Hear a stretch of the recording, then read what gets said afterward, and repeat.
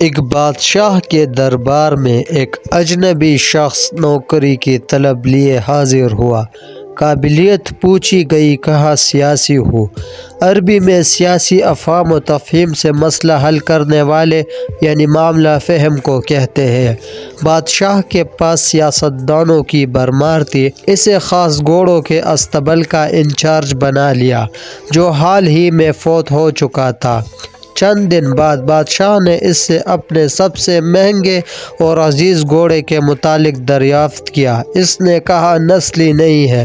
بادشاہ کو تعجب ہوا۔ اس نے جنگل سے سائس کو بلا کر دریافت کیا۔ اس نے بتایا گھوڑا نسلی ہے لیکن اس کی پیدائش پر اس کی ماں مر گئی تھی۔ یہ ایک گائے کا دودھ پی کر اس کے ساتھ پلا ہے۔ مسؤول کو بلایا گیا۔ تم کو کیسے پتہ چلا؟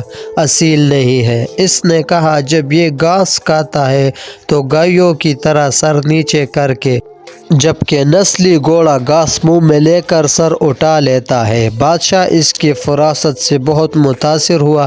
مسؤول کے گھر اناج، گھی، بنے دمبے اور پرندوں کا اعلیٰ گوشت بطور انعام بھجوایا۔ اس کے ساتھ ساتھ اسے ملکہ کے محل میں تعینات کر دیا۔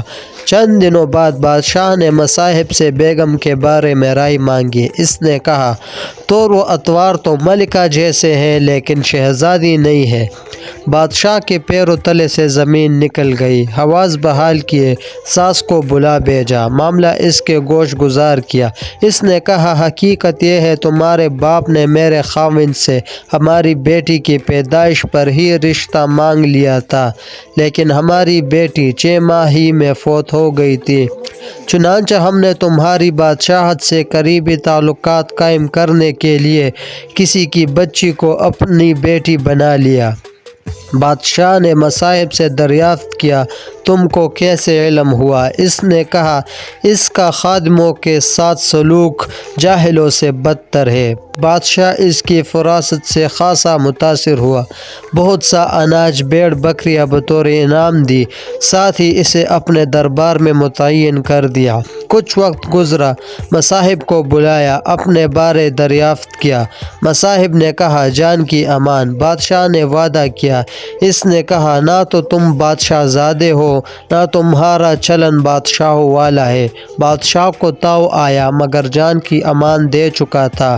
سیدھا والدہ کے محل پہنچا۔ والدہ نے کہا یہ سچ ہے، تم ایک چرواہے کے بیٹے ہو، ہماری اولاد نہیں تھی تو تمہیں لے کر پالا۔ بادشاہ نے مصاحب کو بلایا، پوچھا بتا تجھے کیسے علم ہوا؟ اس نے کہا بادشاہ جب کسی کو انعام و اکرام دیا کرتے ہیں تو ہیرے موتی جواہرات کی شکل میں دیتے ہیں، لیکن آپ بھیڑ بکریاں کھانے پینے کی چیزیں عنایت کرتے ہیں۔ یہ اسلوب بادشاہ زادے کا نہیں کسی چرواہے کے بیٹے کا ہی ہو سکتا ہے۔ عادتیں نسلوں کا پتہ دیتی ہے۔ عادات، اخلاق اور طرز عمل خون اور نسل دونوں کی پہچان کرا دیتے ہیں۔ مزید اس طرح کی خوبصورت ویڈیوز کے لیے چینل کو سبسکرائب کریں۔ شکریہ۔ اللہ حافظ۔